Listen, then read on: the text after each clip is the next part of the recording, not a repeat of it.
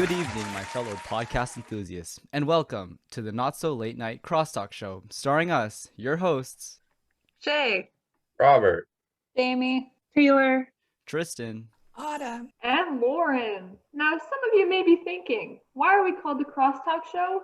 Well, crosstalk is how cells in the body communicate. And in our podcast, we discuss various topics relating to cells, so it's very fitting. we are coming to you live from various basements across Manitoba, and today's topic is intercellular communication and inflammaging. Now let me ask you this. Do you know somebody who seems frail, suffers from osteoporosis or sarcopenia? Do you notice older people like your grandparents getting sicker more often? Well, those diseases can develop as a result of cell senescence, inflammaging, and can affect how older individuals fight off infections and illnesses. Now, you may be thinking, what is cellular communication? What is inflammaging? And why should I care? Well, intercellular communication can be thought of as the email system of our body, allowing for conversation and communication to occur between our cells. This system can help control and signal for certain substances to be released or taken up by our other cells. Overall, intercellular communication is essential for cells to grow and work normally.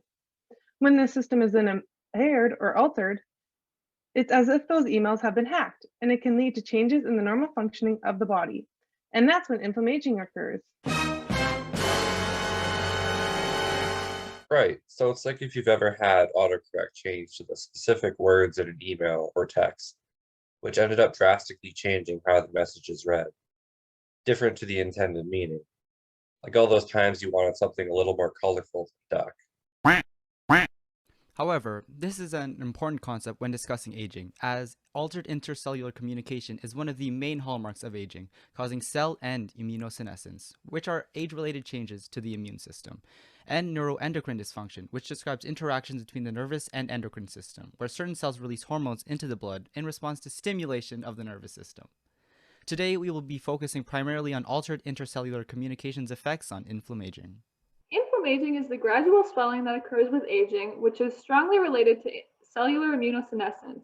This inflammatory environment is often determined by proteins, cytokines, and the innate and adaptive immune system in the body. Cytokines are these molecules associated with your immune system. They can either be pro-inflammatory or anti-inflammatory. Basically, anti-inflammatory cytokines work against pro-inflammatory cytokines to inhibit inflammation. But with age, this fight to control inflammation becomes harder because our immune system just isn't the same as when we were younger. This process of inflammation that occurs with age is often also accompanied with an overall decrease in one's ability of the body to cope with stressors or diseases due to less strength and immunity. Because of this, there are often many other diseases that can be developed as we are no longer able to fight against infections as well. Said diseases include increased risk of cardiovascular disease, type 2 diabetes, and autoimmune disease. The following symptoms are results of inflammation, and in turn increase the amount of inflammation: intestinal barrier dysfunction and dysbiosis, DNA damage, mitochondrial dysfunction, telomere shortening, and epigenetic changes. Now, you may be wondering, who exactly is affected by inflammaging, and how are they affected? Well, we have all the answers to your questions. Simply put, inflammaging affects the older population, more specifically those who are not active, which tends to be a great deal of this population. Those who experience inflammaging fail to notice, as the symptoms are really discrete. When people are experiencing inflammaging, it causes accelerated aging, which then in turn causes age-related diseases like frailty, osteoporosis, Alzheimer's, and more, which then causes reduced life expectancy. So if this cycle doesn't sound like the world's greatest Ferris wheel to you, I suggest staying tuned in for our next segment on how to avoid this not-so-fun carnival ride. Research on how to prevent inflammation suggests the best way to get in some physical activity. I don't mean heavy lifting or running far distances, but just having a more active lifestyle. For example, take a walk and get outside. Physical activity actually acts as an anti-inflammatory, kind of like taking an Advil. Exercise releases chemicals that help decrease the amount of inflammation in the body. During exercise, your muscles release myokines. These can strengthen your immune system, which can make you want to exercise more. It's a win-win. Now, physical activity helps improve your immune system, specifically through your natural killer cells.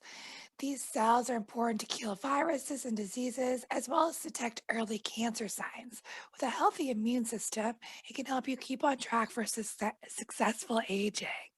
Exercise also affects innate immunity, as acute exercise stimulates the exchange of innate immune system cells and components between lymphoid tissues and the blood.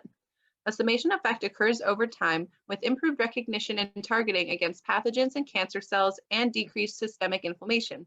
So basically, your immune system becomes a higher ranking security guard for your body, making it more effective at getting rid of those hooligan pathogens. Now, us on the Not So Late Night Crosstalk show would love to share our ideas on what type of exercise works best to reduce the effects of inflammation. Have you ever heard of HIIT workout? This does not mean a type of boxing where you hit each other. It stands for high intensity interval training. An example of HIIT could be 45 seconds of hard exercise and then 15 seconds of rest. These workouts are easy because you can choose any exercise that works well for your body. A couple examples could be jumping jacks, high knees, or any other exercise you desire. Research shows HIIT workouts change how your DNA works. Something about DNA methylation, but the details are probably best for another day. Studies have found that aerobic exercise is the most promising type of physical activity shown to benefit inflammaging. But the question is why and how aerobic exercise benefits and counteracts inflammaging. Aerobic exercise triggers the repair of muscle fibers and the production of anti-inflammatory cytokines. Anti-inflammatory cytokines act as inhibitors and regulate the immune system's response. Anti-inflammatory cytokines help reduce and inhibit inflammation, but also inhibit pro-inflammatory cytokines, which typically increase inflammation in the body. So, building strength and endurance helps reduce the risk of injury with age, while also having many cellular level changes that help regulate and decrease the risk of inflammation. So now that we know why and how aerobic exercise benefits and counters the effects of inflammaging, how can you incorporate aerobic exercise into your life, and what are the recommended amounts of activity? Well, let me tell you. Consistent cardio such as walking, running, and biking every day have been found to be very beneficial. However, the type of recommended activities will change between individuals as we all have injuries, strengths, and weaknesses that we need to take into account when choosing our activity. If you're having trouble choosing an appropriate type of exercise, ask yourself the following questions. Do I have any injuries? Am I at risk for frailty? Does continual stress on my joints cause me pain? Do I have any issues balancing? I hope not. But if you do have any of these previous injuries, diseases, or health concerns that may affect your participation in an aerobic activity, ask your doctor first. Your health and safety is extremely important. There's no use being active if it's only going to hurt you. A super simple way of tracking your physical activity is through the FIT principle. FIT stands for frequency, intensity, time, and type. It is suggested that older adults participate in 30 to 60 minutes of moderate intensity exercise per day in a minimum of 10-minute bouts, or 20 to 30 minutes of continuous vigorous intensity exercise per day.